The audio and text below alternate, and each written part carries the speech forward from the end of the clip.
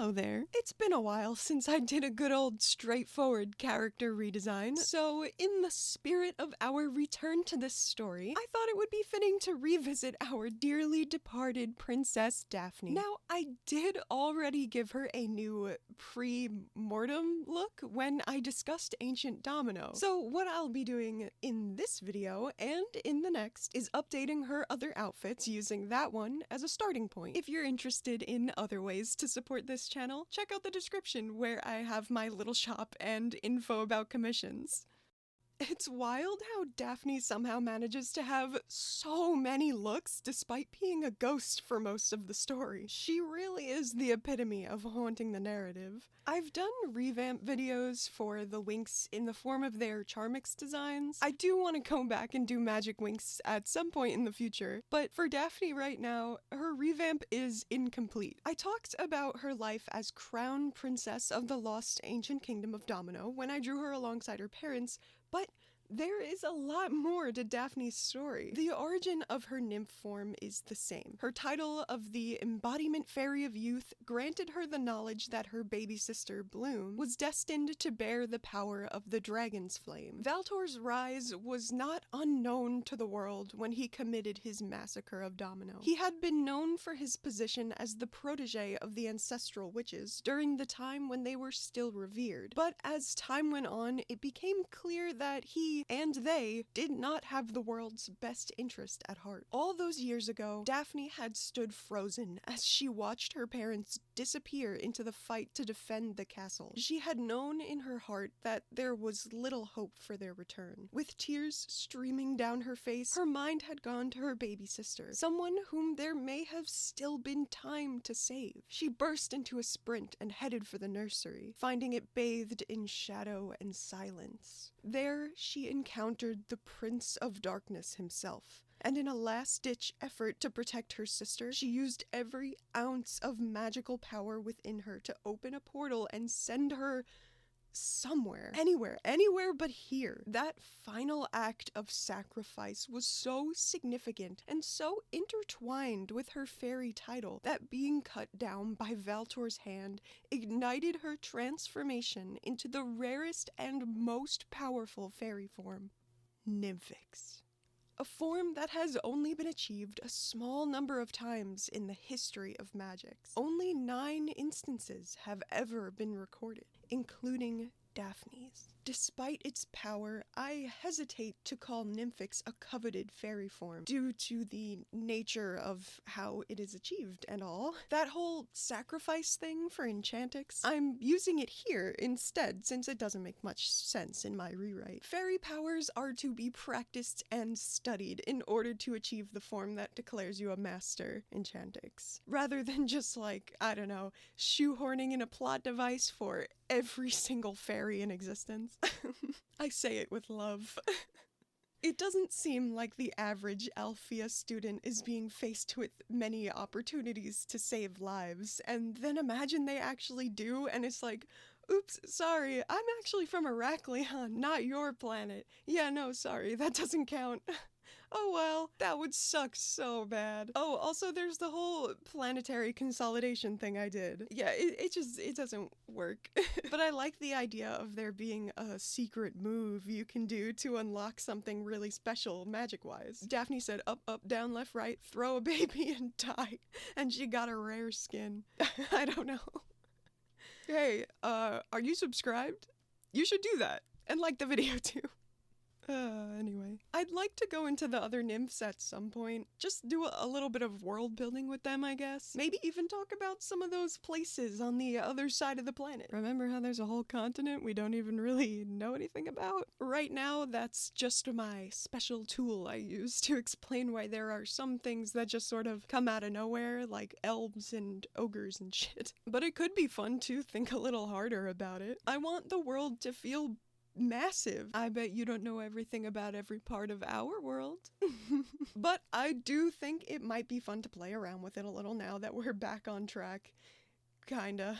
I think Daphne's first nymph form redesign was fine, but I can do so much better. I think that the bronzy fabric that I made her dress is pretty cool. It makes her feel like a goddess. If I'm remembering correctly, I think I actually was going for a Greek goddess look at the time. Like, the bronze was inspired by cast statues, and I gave her a romantic body type, like in the Birth of Venus. I think that could work well with the Minoan inspiration I used for Ancient Domino, but I also really want Daphne's nymph form to feel more ghostly and unnerving this time around. I'm still not giving her the big weird headdress thing her original design has, but I tried to give her a hairstyle that mimics it, at least a little bit. The feathers are a reference to what I've always seen as big peacock feathers on her outfit, so I just gave her a different kind of feathers. But they also kind of look like horns, which is a fun little nod to the mother dragon and some stuff that you guys will see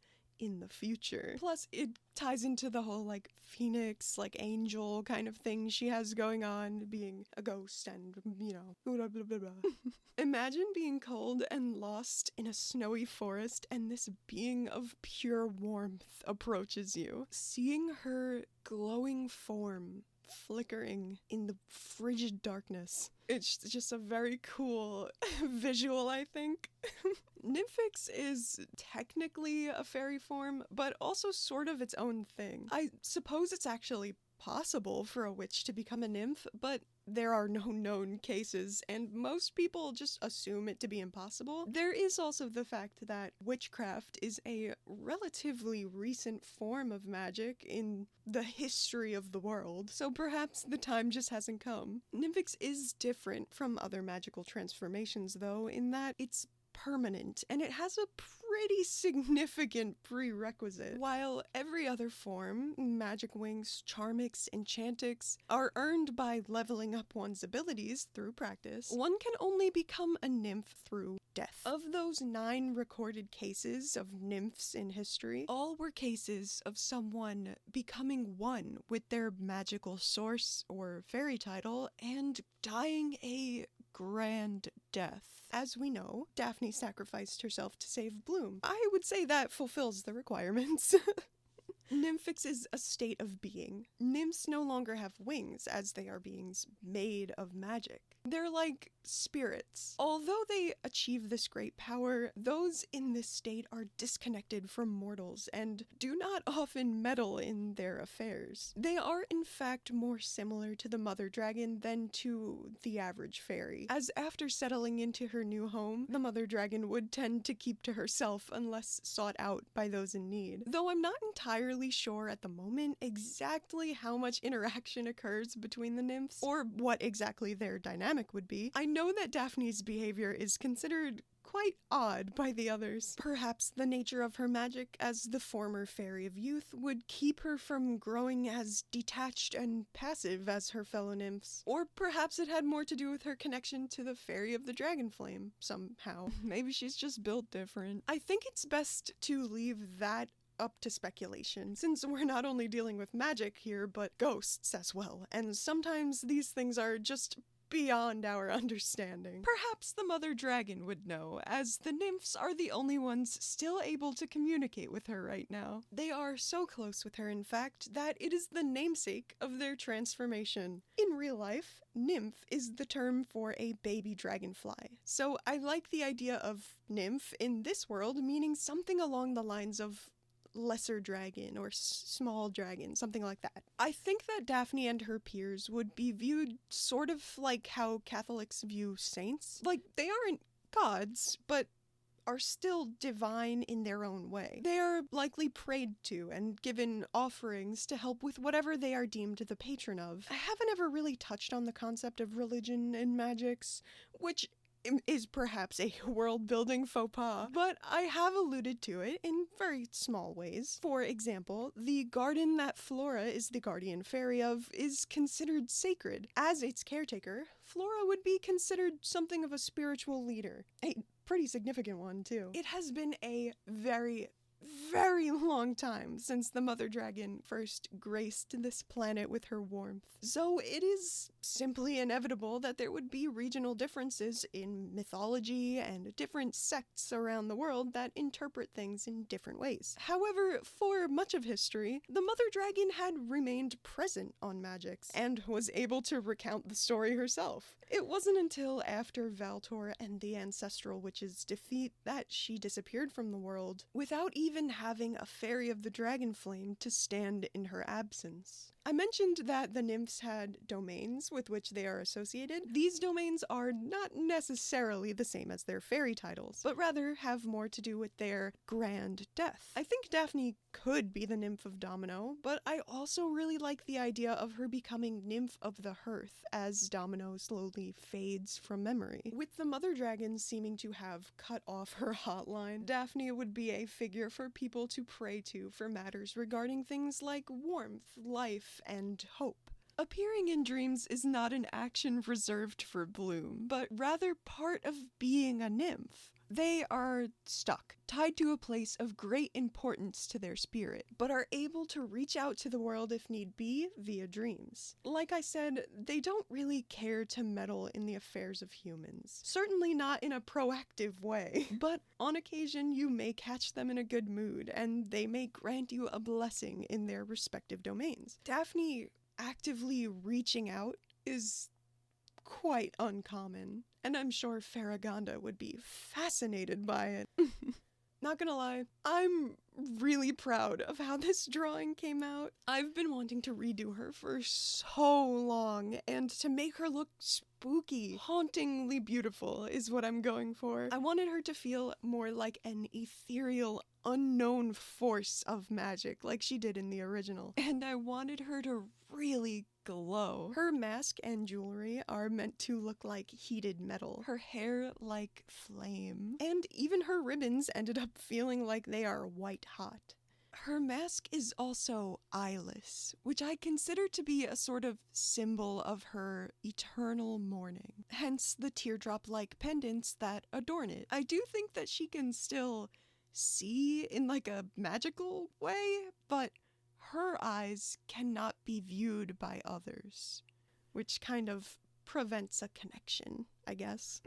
I also took the beads that she wore in her alive times, handmade by her to represent her and her family, and used the same shapes to decorate her braids. I wanted her design to have at least some ties to the fashion of ancient Domino. There is still quite the long list of Winx videos I have planned, but here I go wanting to add the other 8 nymphs to the pile. This damn show has so many freaking characters, and I keep making my own on top of them. I'm really happy with how this ended up this time around. I've had her planned for months. My Millinote board just keeps growing and growing. And I think I hit all the main beats that I wanted to. This one felt like a milestone for me, in a way, as an artist, as I try to make this my career. I don't know, I just feel good about it, and I hope I can keep feeling good about it. I know it's weird for me to only do one drawing in a video, but I really wanted to take my time on this one and polish it up and get it looking as good as it possibly could. Even now I find myself wanting to go back and tweak little things like, oh, I don't know. I'm really excited for the next video when I do her revived civilian form and her revived fairy form. Daphne is so much fun. Yeah, tell me what you guys think. I'd love to hear theories, interpretations, any comments you have on her design.